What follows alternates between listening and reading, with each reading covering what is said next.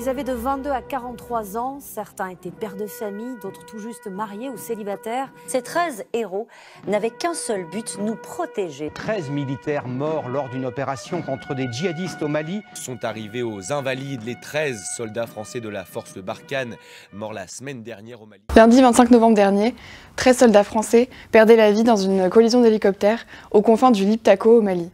L'occasion aujourd'hui de revenir sur l'opération Barkhane dans laquelle ils étaient engagés. Mais qu'est-ce que l'opération Barkhane? C'est la plus importante opération militaire française engagée actuellement dans le monde. Barkhane, c'est 4500 soldats français mobilisés depuis août 2014 sur l'ensemble de la bande sahélo-saharienne, entre la Mauritanie, le Tchad, le Burkina Faso, le Niger et le Mali. Une zone vaste comme l'Europe, dont la stabilité est menacée par des groupes terroristes djihadistes. Il faut savoir que Barkhane est l'héritière de deux autres opérations menées par l'armée française en Afrique. Tout d'abord, il y a l'opération Épervier, lancée en 1986 au Tchad, et ensuite l'opération Serval, lancée dès 2013 pour endiguer la présence djihadiste au nord du Mali. La particularité de Barkhane, c'est d'être transfrontalière. Barkhane, c'est 700 millions d'euros dépensés chaque année pour l'équipement, l'entretien et les salaires. Les trois missions principales de l'opération Barkhane sont les suivantes. Tout d'abord, c'est le maintien de la pression sur les groupes armés terroristes présents dans la zone en empêchant leur ravitaillement ou encore en démantelant leur cache d'armes.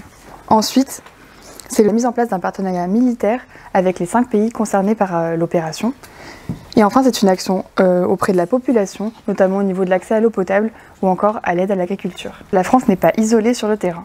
13 000 casques bleus agissent aux côtés des soldats français dans le cadre de la mission MINUSMA de l'ONU. Et depuis 2017, s'est formé le G5 Sahel, composé de soldats des 5 armées nationales des pays de la bande sahélo-saharienne.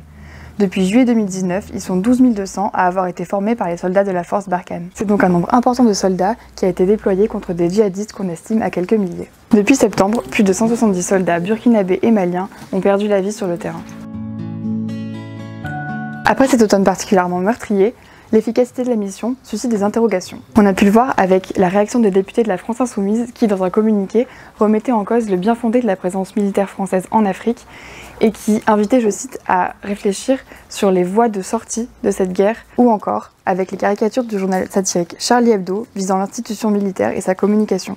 Enfin, la présence de la force Barkhane est aussi questionnée dans les pays concernés par la mission, notamment au Burkina Faso, au Niger et au Mali, où la population est de plus en plus hostile aux actions militaires françaises. Jeudi 5 décembre, Emmanuel Macron profitait du sommet de l'OTAN à Londres pour inviter les pays du Sahel à, je cite, clarifier leur position et à les assumer devant leur population. Voilà, vous savez tout de Barkhane, une opération qui jusqu'à maintenant a coûté la vie à 41 soldats français.